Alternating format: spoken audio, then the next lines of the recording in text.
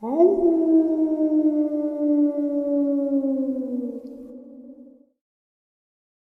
salutations, everyone. I hope everyone is still doing well, and welcome to, depending on wherever you may live or however you choose to look at your clock, this early morning, middle of the night bonus upload.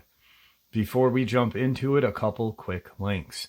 As many of you know, I rely on Patreon, PayPal, channel membership, and the merch to help the channel to continue to grow and go. Links to Patreon, PayPal, and channel membership is in the description below. Merch displayed directly under the video. Also, Dogman for Frightening Encounters, Volume 1 through 3, the audiobook versions. They were written and researched by Tom Lyons, narrated and produced by me, Jeff Nadolny. Those audiobooks are available on Audible, Amazon, and iTunes, links to which are also in the description as well.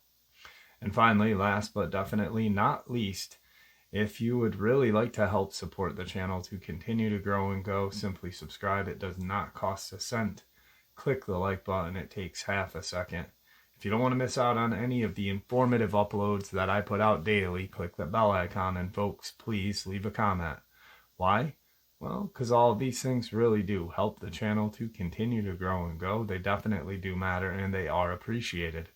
And with that, I have taken far too much of your time. Let's jump into this early morning, middle of the night bonus upload, shall we? Dan, would you like to say hi to everybody? How's it going, everyone? I'm Dan, and like Jeff said, I was the EMT on board our ambulance that we had that encounter that night, and like Jeff and I have discussed, my partner really got the most out of that sighting, and like I've also discussed with Jeff before, I have permission to relay his whole side of the thing, but, short about me, I've just been in EMS a wicked long time, since 2001, and, served Greater Connecticut, and I have no problems discussing the encounter. Everyone already thinks I'm nuts anyway, so get into it. So, that night you were heading out to, is that a location that you normally go to? Yeah, so private ambulances, and they have a lot of interfacility contracts, and if, you can look at a map, or even if you're familiar with Connecticut enough, Hartford's basically in the middle, and that's the city that I served. In the way northeast corner of Connecticut, there's a town called Putnam, named after the general, and I'll actually touch on the local wolf lore as we get into this around the town of Putnam and surrounding the general, but there's a hospital out there. We had a contract to pick up, it was the end of the night. We got out at 5 a.m., and, around 2, 3 in the morning, we're like, why don't you go take this long ride, kill your shift? And we got about 20 minutes, half hour down the street from this hospital, and that's when the Putnam truck signed on for the morning, and they decided to take the run, and the dispatch kind of staggers things because there's dialysis pickup, scheduled patient appointments, but the truck didn't have anything that morning, so they canceled us, told us to go back to the city, and that way we could just punch out and they take care of the run. So that's how we wound up in that neighborhood. And when we got canceled, I was a little familiar with the area, actually having spent part of my childhood in the town. Ashford, Connecticut's the name of the town. It's literally a one-stop light town. Whole lot of woods, whole lot of nothing. It's very heavily wooded in northeastern Connecticut. And like I previously mentioned, it's the quiet corner. So few residences and few small businesses. I think the biggest building in town's at Cumberland Farms. It's like one of those like 20-foot tall ones. It's about it. Yeah. And I knew going down the state route that if you go down Pumpkin Hill Road, you can take a right onto Bevington, or right onto Slade, or right onto 89, and then you can go left back on 44. So instead of doing a K-turn in our big bus, I was like, just hop down this road. And my partner, not being familiar with the area, was waiting for my instructions, and I had my face in the laptop, and that's when he said, do you see that? What is that? And that's when I closed it. Because, in your ambulance cockpit, you have all these lights and whistles and dings and things, so it can be hard to see at night, and the laptop wasn't helping, so I shut it and looked up, but it's not like I had to squint that hard or really focus. We were within 100 feet of this thing when he said something, and it was just like boom, right in my face. And my first thought is, what the fuck is that thing? And we started, just discussing it logically. Like, is it, it looks like a dog. Is it somebody's dog? If it's lost, why is it out here at like 4 a.m? And maybe it has a collar. Maybe we should stop and say hi, because we were thinking it, could have been a farmer's dog or, anybody's dog that just, shouldn't have been wandering around the woods alone at night. But, as we started to slow the bus down and get closer, the bigger and bigger and bigger it was obvious just how big this thing was. And then that's when it kind of took the turn into the supernatural, paranormal kind of area, because we weren't thinking that it was just a regular dog, like almost simultaneously at that point. And when we got really close to it, that 20 or 30 feet marker is, instant blood ran cold, hair stands on end, and, you get a little jittery, just even talking about it now. But that's when it stood up. Like, if you were a catcher in baseball and you're in that squatting position and just stood up, it was just that natural. And usually when dogs, little dogs, they'll beg for uppies and, try and stand on their hind legs, and they're quick to go back down. This guy had his feet planted, and he was rotating on the balls of his feet when he went to turn. It was all natural, smooth movement for him. So that's kind of how we got into that area and how the encounter really started. That is terrifying. Like when when I was narrating it, and when you said that you had seen many canine and stuff, little dogs, or any dog, that when they want a treat, they've got that little bounce to them when they're trying to maintain, standing on 2 legs. That's when it did its kind of cock its head at you and had its ears back. When the whole story to me is frightening. Because I didn't read it prior to narrating it.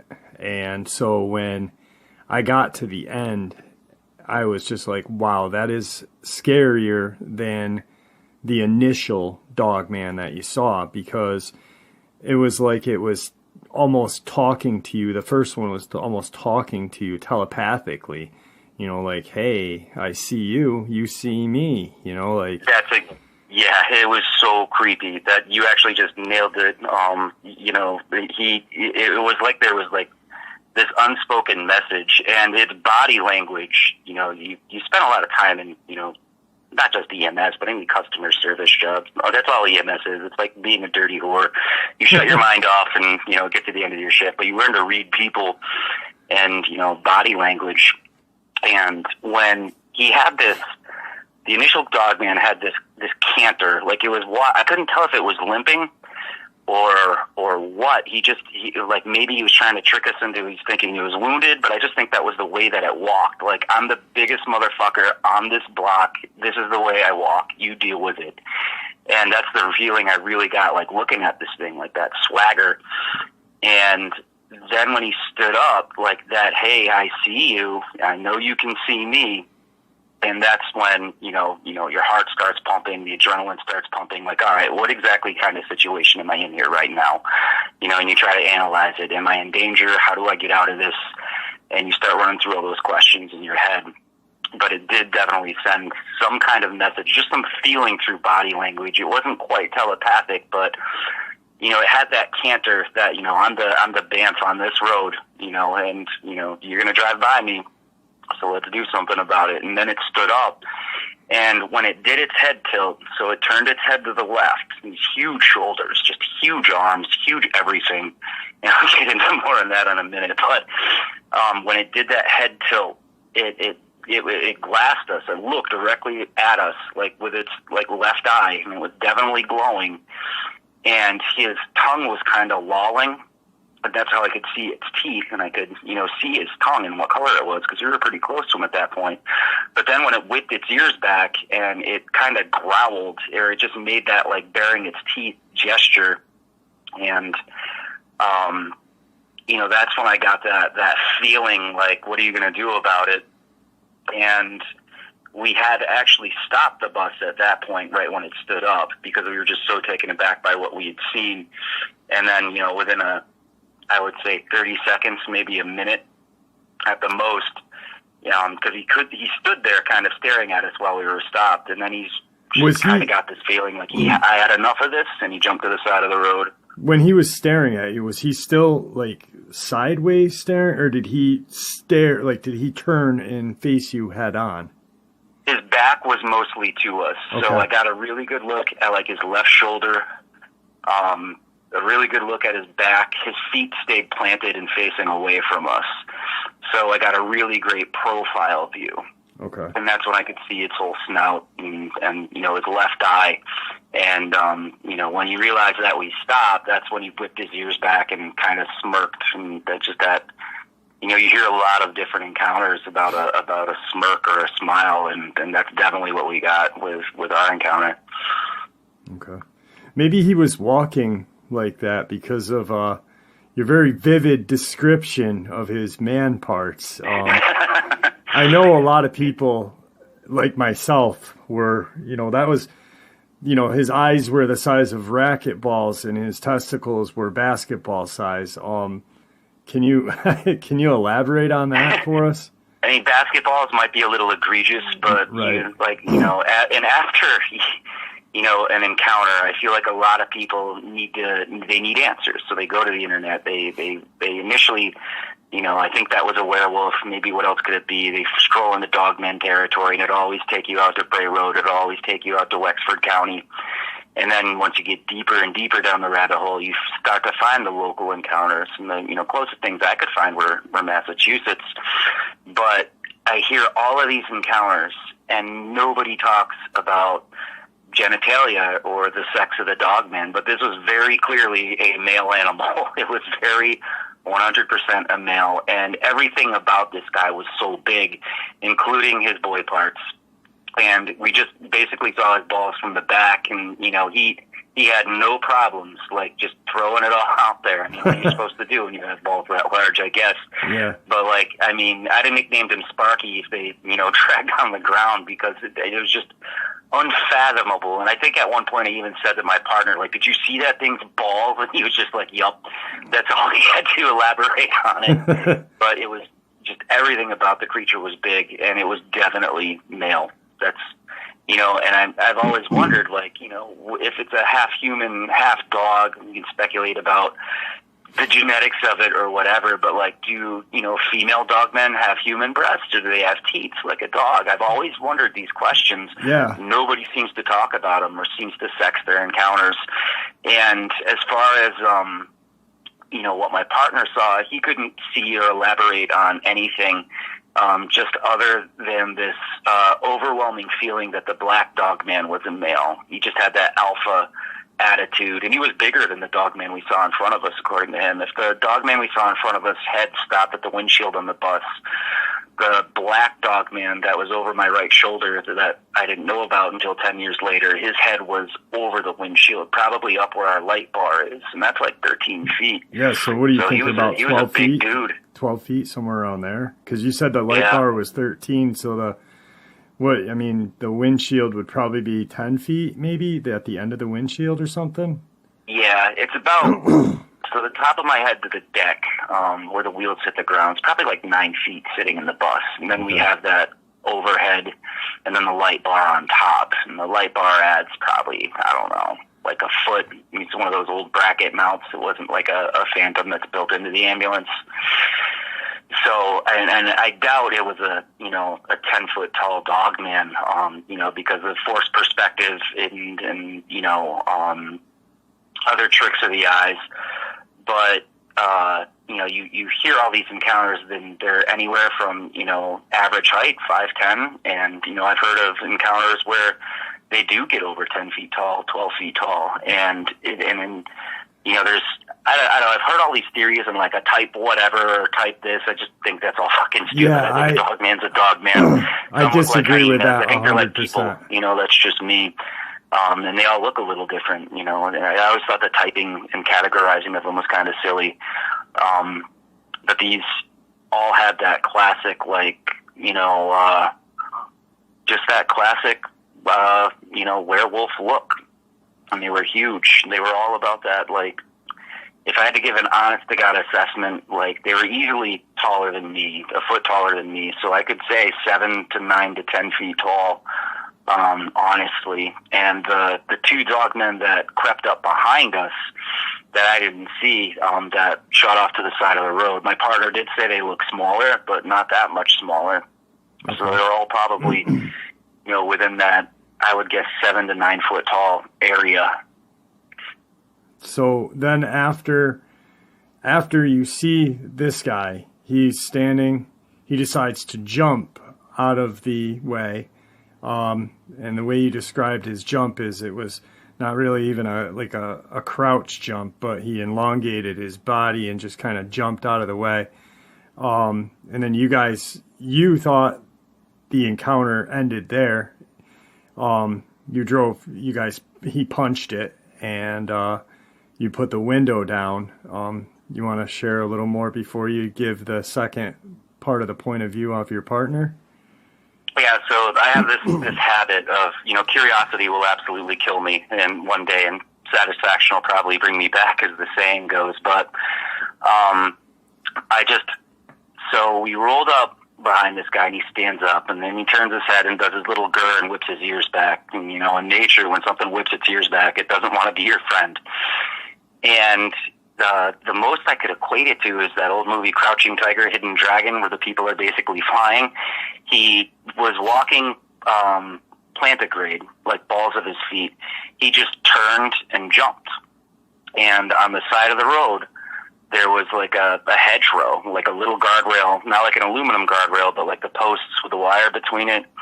And then this hedgerow that was easily like 6 feet tall, and then it just goes into, woods and, fields around there. I think there was one house on the side of the road where we were, and it was on my side of the road, but we were down the street from it a little bit. So it was just jet black woods. And he just turns in the balls of his feet and maybe a bend the knee motion, and up and away he went. And you could see his quads flexing. He had these massive legs, size of a man's waist easily. Wow. And he just went up and over. It was so unreal to watch because, even if you watch athletes do, you're like, wow, that's incredible. But this was like not normal. This was just something so huge that had that much power from a standing position to jump that high and that far back. It was like watching something you'd expect to see in a movie, something you'd never expect to see in real life. It just up and away. That's where he went. And, and when he landed, I just heard this crash, like everything that was in his way was probably obliterated. What? And I heard that before I rolled the window down. So I rolled it down. I was really like, did that motherfucker just take out a tree? Like, what the fuck did he just do? So I went to look behind me. Dan. And that's when Ron stopped me. Dan, really quick. Yep. Not to cut you off, but I got a couple. Just when he jumped and you saw with the feet, were they more humanish or pawed? And what do you think its weight was? I mean, you're in EMT. You've got pretty good gauge of weight. I'm sure you've dealt with a lot of people, and with your filling out paperwork and protocol and stuff like that. Can you elaborate on the feet and probably the weight of this guy? So his feet, if you could picture, it definitely looked like a combo of a paw and a human foot. So you could see an Achilles heel. I could see the heel, but he was pretty much planted on the balls of his feet. And he did have clawed feet. They had these massive, massive claws. And when he rotated, he just kind of planted and he just turned, just turned, smooth motion, balls of his feet.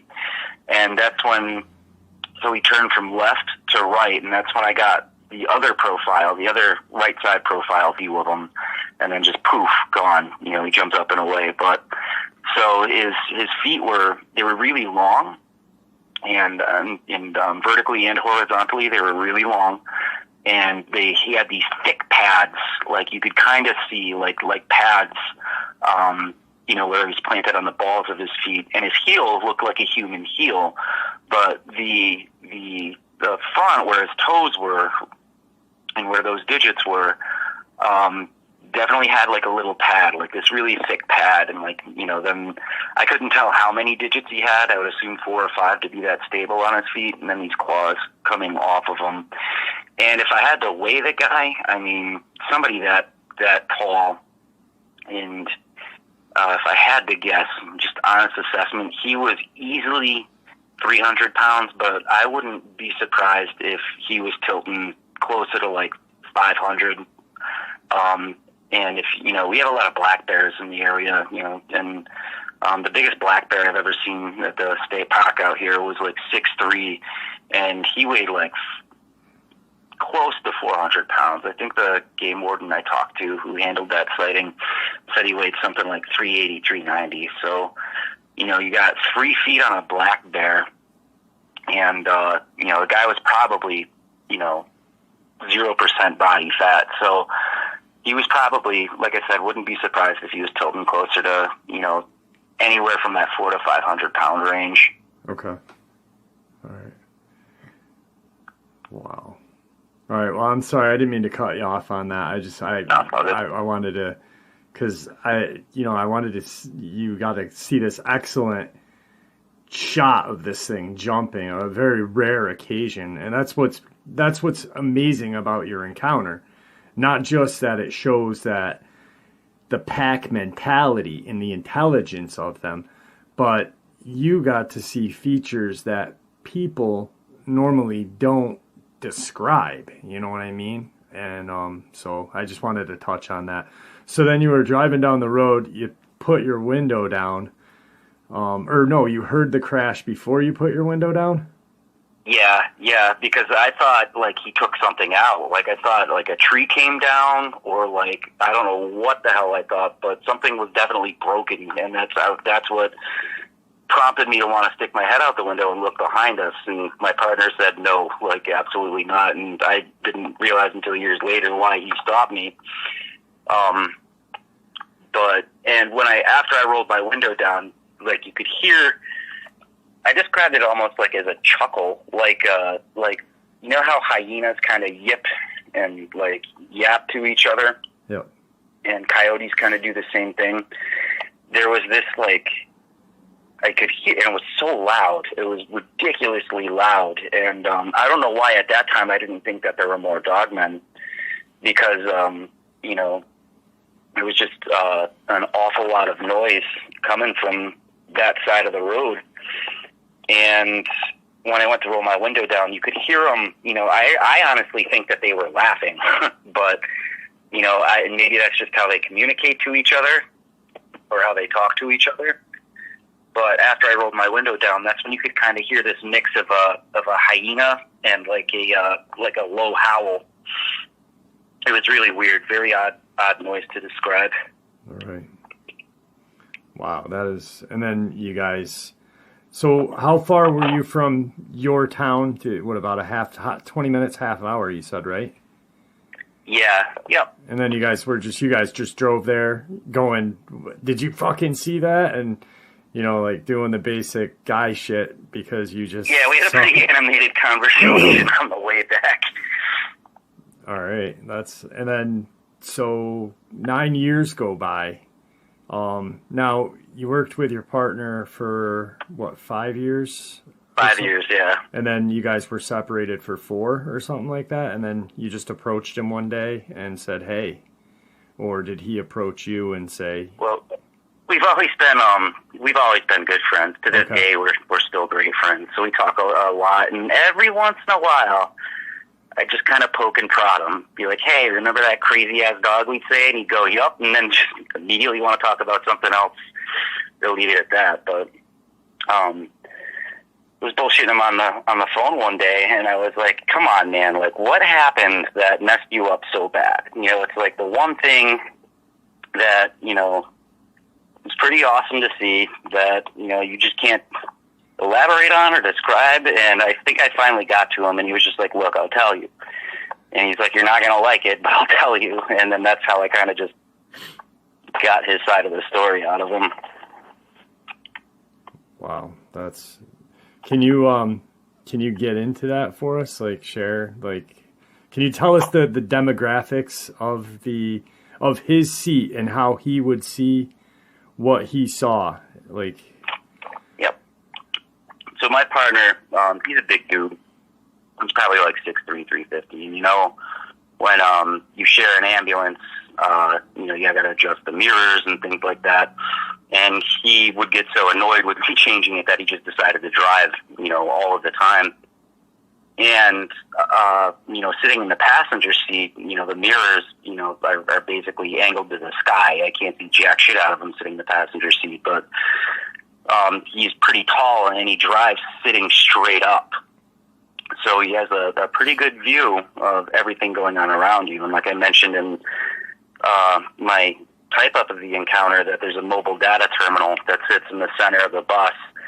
And you got these quick hits that rotate to all the cameras, and from compartment area to starboard and port sides and to the rear. And while he was doing that, I wasn't focused on him at all. I was focused on the Dogman in front of us. And, so I have a pretty good attention to detail, but in that one I had pretty shitty situational awareness where, thank God he did, or who knows what we could have wound up in, So if he's in the driver's seat and he was listening for my directions because I was familiar with the area, he says, all right, what is that? And we slow down and we stop. And when we had stopped, he wasn't looking at the Dogman in front of us. He was looking at the MDT. And getting into this part of the encounter is all from his perspective. This is me relaying his perspective.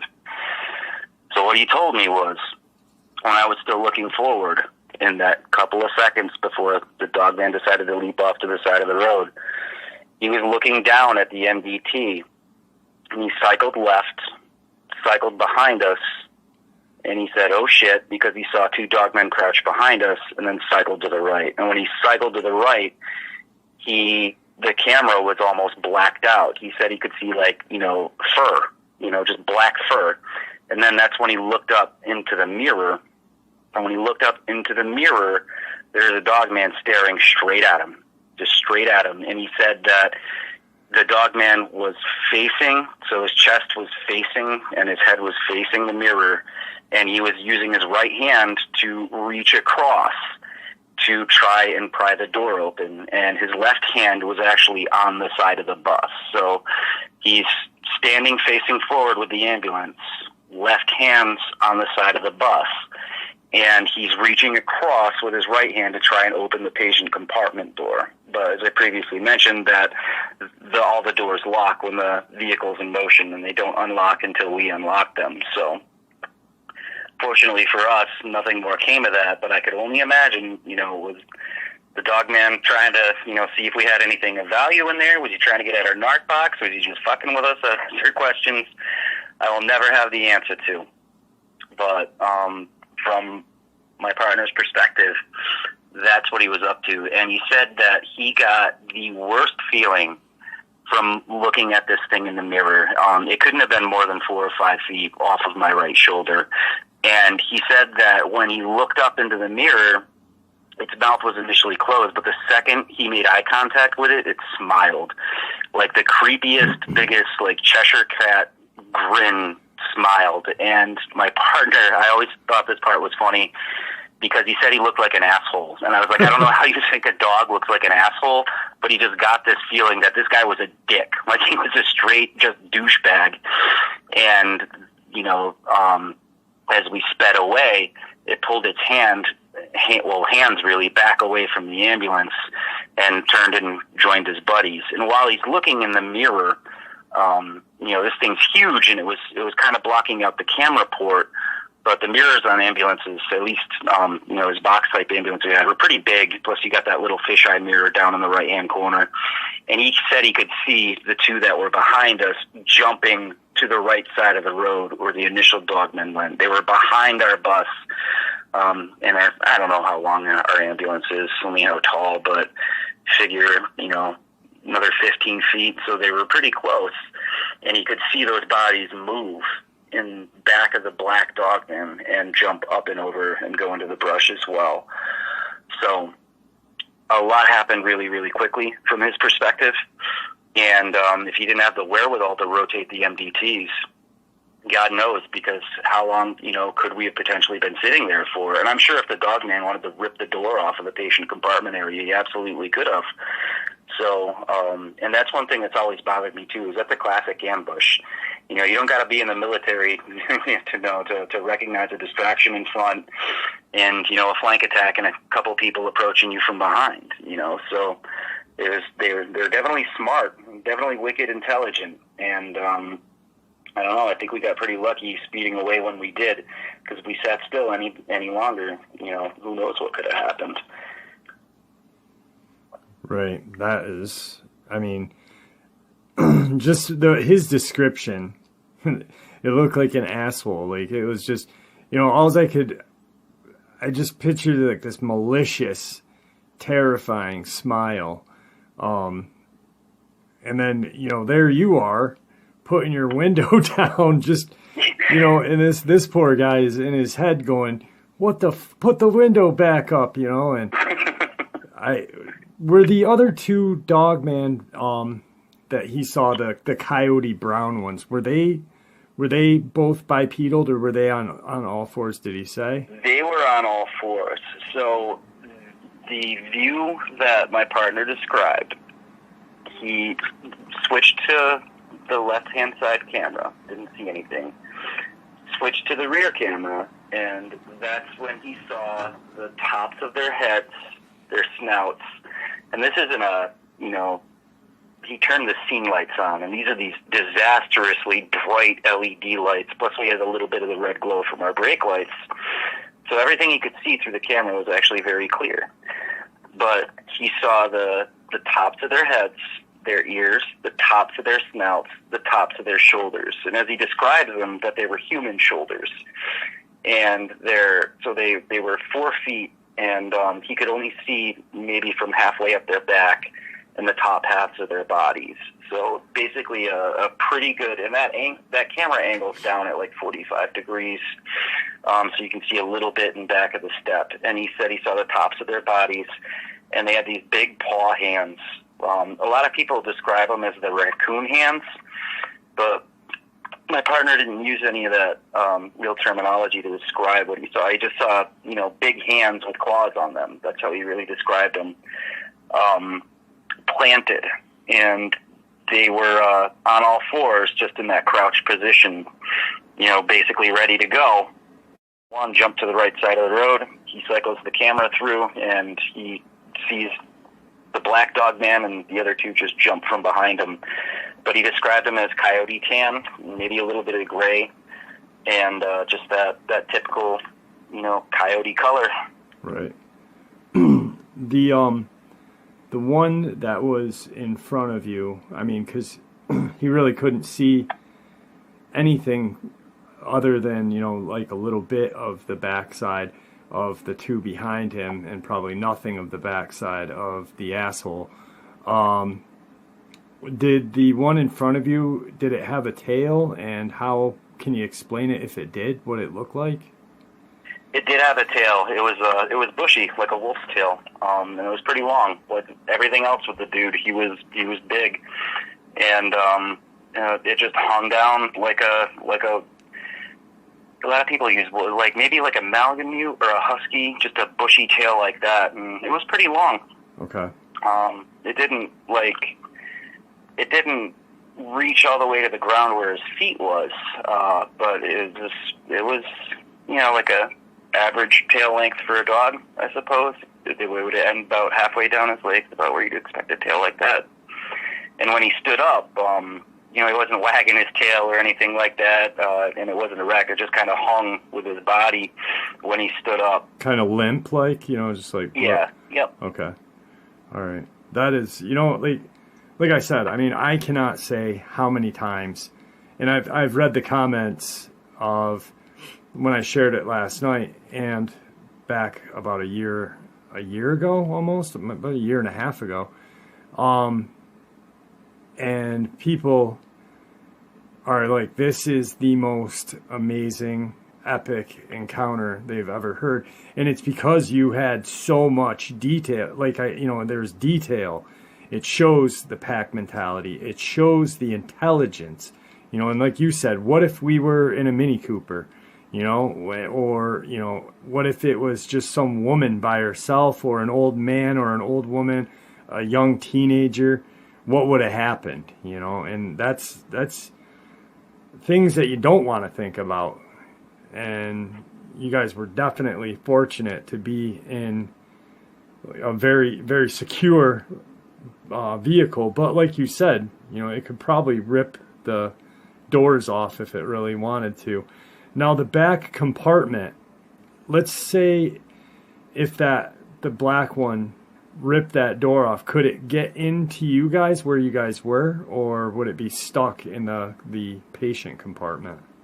No, there's a patient compartment in the back, and they call it a walkthrough, but it's not a walkthrough. It's probably like a 3.5 foot tall area that connects the front of the ambulance to the box. And if he opened that door, the first thing you would have seen in front of him was a big step and with diamond plating. And then that's up over that diamond plating is the floor of the ambulance, then what's called the captain's chair or the airway chair. And to the right from that side would have been that little walkthrough. And that's just kind of our area where we can reach through to each other.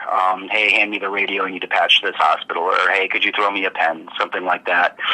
So there is a little bit of open space, but not enough for anybody to actually physically walk through it. But he probably easily could have reached us, with his arms being as long as he could have. He probably could have, reached around and, done some kind of damage if he got his arm in that way. Yeah, I was just going to say that, yeah. All right, well, like I said, I'm wicked honored to have you on. But there is another part to this story. There is the lore of General Israel Putnam. And can you share that with us? Because I like that historic part of the story as well. It's one of the most fascinating stories to me because, and I apologize if I get my dates wrong, but I want to say it was like 1759, somewhere really close. But if you look up the town of Pomfret, Connecticut, it's Pomfret, there's a park called Wolf Den State Park, and the Wolf Den is still there, and it's rocky. It is really rocky. It's on a high slope. It's, in heavy defilade. And to get to the physical wolf den, I've taken the hike a couple of times. It's actually very difficult. And to go down into the wolf den is impossible. I couldn't fit in it if I tried. But as the story goes, and as the legend, well, not legend, it happened. There's historical accounts of it. General Putnam was a young man at the time, and wolves slaughtered livestock in this part of Connecticut when we were first settling it. The town was initially purchased from the Mohegan tribe. White settlers started settling it, and they could not keep livestock alive because of the wolf packs. So they started hunting them. And fun fact, the word Mohegan actually means people of the wolf, which I always thought was pretty interesting, and tying that all together. So there's a lot of just wolf type lore around the area. Yep.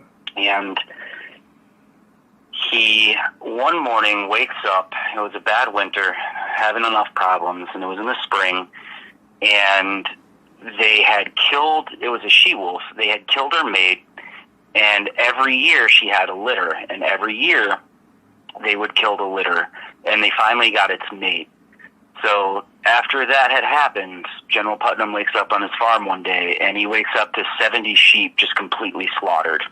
Not eaten, not taken for food or anything, just out of sheer malice, this she-wolf slaughters about 70 sheep.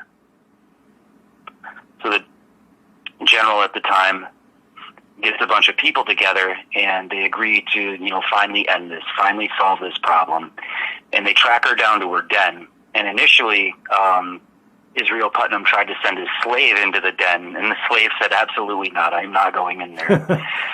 So there were 3 separate trips into the wolf den. Israel Putnam had tied a rope around his legs. They lowered him into the den to spot the wolf.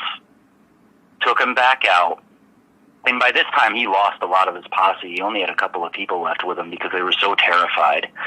The second trip down, he goes down with a torch and a rifle, and he shot the she-wolf. And after the gunshot, they took Israel Putnam out. And then the third trip down was to recover the body. And so they lower him by the rope again. He recovers the she-wolf's body, and that was the last wolf killed in Connecticut. And you can look that story up online. It's in all the, the town historical records, and Historical Society has it, right on their front page. And I always thought that was a really just interesting story considering the area that we were in. I didn't talk a lot physically about the area, but Pumpkin Hill Road, other than heavily wooded, there's a bunch of water sources. There's a couple of rivers that run nearby. There's two gigantic lakes. Well, gigantic for, tiny little northeast Connecticut anyway. And there's a gas line. There's a lot of excellent pheasant and deer hunting. So there's plenty of food sources, plenty of water sources. And if they're not local, I mean, that gas line's a pretty good corridor for them to travel so easily. Right. So there's, as well as the historical and lore, there's also the very real environmental consideration or factors that could have kept them there, or why they moved that way on through.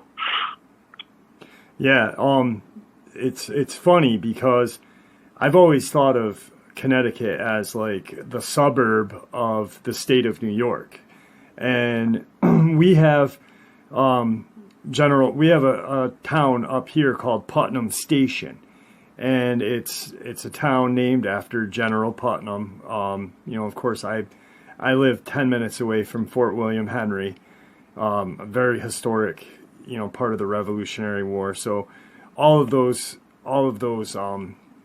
generals and, Revolutionary War heroes were mentioned growing up. You just learned about it in school because it's rich, we're rich with lore. But how you're describing Northeast Connecticut is more or less kind of where I live. It's very rocky, it's very woodsy, rugged, and then excuse me, and then you've got, so you'd go from Connecticut to the city and then up through. So there is a perfect path or a way to go through, like you got the Hudson River Valley to get there. And, it's a lot of rich history there and a lot of area for them to travel as well.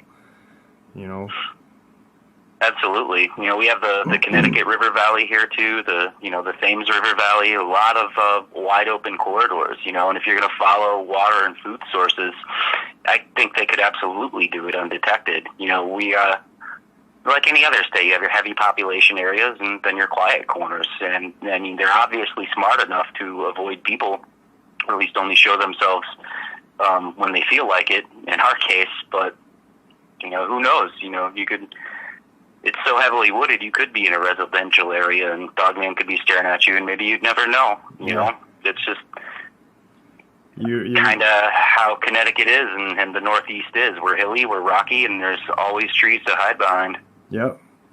It's definitely, like you said, every state has its place for them to hide, and they could be 20 feet from you and you not know, and it's a scary thing. It is scary. And I'm just glad that you're here and sharing this with us. I really, really appreciate you responding back. Truly am. And it's wow. So, is there anything else that you'd like to say to anybody, or you got any details that you might have left off or anything? I covered most of it, but one thing with encounters that people get into is there's always like an overpowering smell. I didn't get an overpowering smell or anything like that. Definitely a sense of dread, and a lot of people will get that sense of dread before they see the Dogman, or they just know something's wrong and their encounter hasn't happened yet. We felt like the world was completely normal and fine until the dog stood up. So I always thought my encounter was a little weird like that. Like, it didn't quite line up with everybody else. It was after, things started to get really weird that I got that overwhelming sense of dread.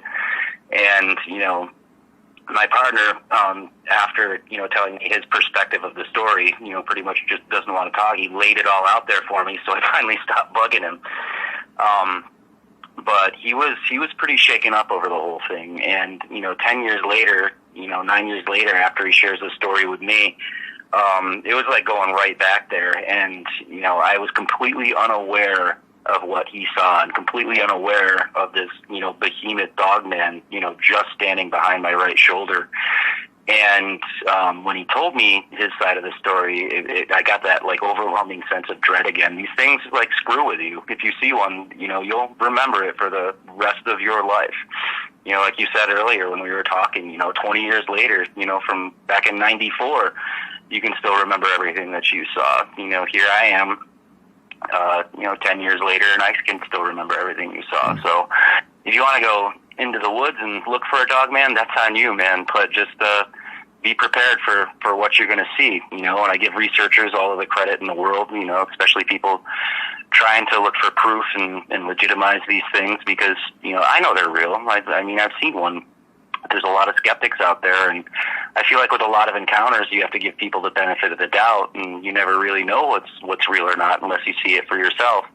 Well, if you see one for yourself, you'll know that it's real then. Yeah, I promise you. You'll never forget it, because, like you just said, I remember the details. I remember that whole scenario. I remember the song we were listening to, the people that were there, just like everything. And you just don't forget it, because it's just like a scar in your memory that is just never going away. And I think it's therapeutic talking about it. Oh, definitely. And then hearing more people come out helps too, because for years I only had, you had nobody to talk to except your partner, who wanted to shun it. But, I had 4 other people that went through this encounter, and one other person would talk about it with me.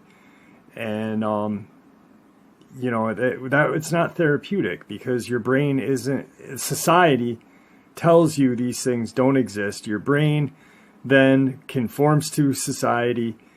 And then when you see it, you're completely mentally fucked for, a while, until you can talk about it. And, so I think your encounter helps people a lot, because it gives the detail, it gives the, it has a lot of detail. So it may bring people out that say, hey, wow, I had something like that happen. This guy is an EMT and he shared it. Why can't I? So exactly, yeah. If anybody's listening that has had an encounter and you're afraid or whatever, you're just a human being, man. Nobody's gonna think anything different of you. I've had people call me all kinds of neat things. It's life. It is what it is. You're not gonna feel better until you do talk about it. And Jeff's a great resource for that. I'm a healthcare provider. I won't look at your weird sticky wounds, but if you want to talk, even I'm always here. Talking about your encounter is healthy. There's no sense in bottling it up. It's the 21st century. We're finally taking mental health care seriously, and it's no different than having a broken arm or a broken leg or a broken foot. You got a mental wound, and if it's bothering you, talk about it. And that's the best advice I could give anybody, and it absolutely is therapeutic. And the more you talk about it, the better you feel, and the more people that come forward and talk about it, and the better that they feel, the more normal that this will get. And maybe one day somebody will be quick enough to get one on a camera. Maybe one day somebody will be fortunate enough to find a puppy and bring it in for scientific research. I don't want these creatures to ever be harmed, even in the name of science. There's a lot of heavy Native American influence in this part of the state, and I grew up with that kind of influence. And that belief is that these wolf people and other things like Sasquatch and other little people and other lore in the area, they've been here for centuries, well before we were. Yeah. It's perfectly normal to talk about. There's a historical context, and Plenty of other people that have seen them. And, it doesn't make you crazy. It doesn't make you a bad person or whatever you may feel about yourself if you've had an encounter and don't want to share it. Just share it. You'll feel better. I promise. All right. Well, right now, I've come up onto the time with my recording, and I want to thank you. And, once again, I can't thank you enough, Dan, for coming on, and I want to say goodbye. I know a lot of people wanted to hear it, so thanks. And I don't know what else to say, but thank you so much. You're welcome. I always got your back, man. All right. Well, everybody, I'm going to cut the night short, and Dan, say goodbye to everybody. Good night, everybody. And there you have it, folks. I hope you all enjoyed this early morning, middle of the night bonus as much as I enjoyed sharing it with you. Thank you for supporting the channel. It is your support, after all, that helps the channel to continue to grow and go, and what gives us all a place and a chance to share our experiences and theories judgment-free. Everyone is simply treated with the respect that we deserve. Stay safe, happy, healthy, and ever vigilant, keeping an eye on our children, pets, family, and our friends. These creatures are real. They are out there and dangerous. Share this information with those you love and care about, and it may just help save their lives someday. Until next time, never stop asking questions, never stop searching for the truth, and God bless you all.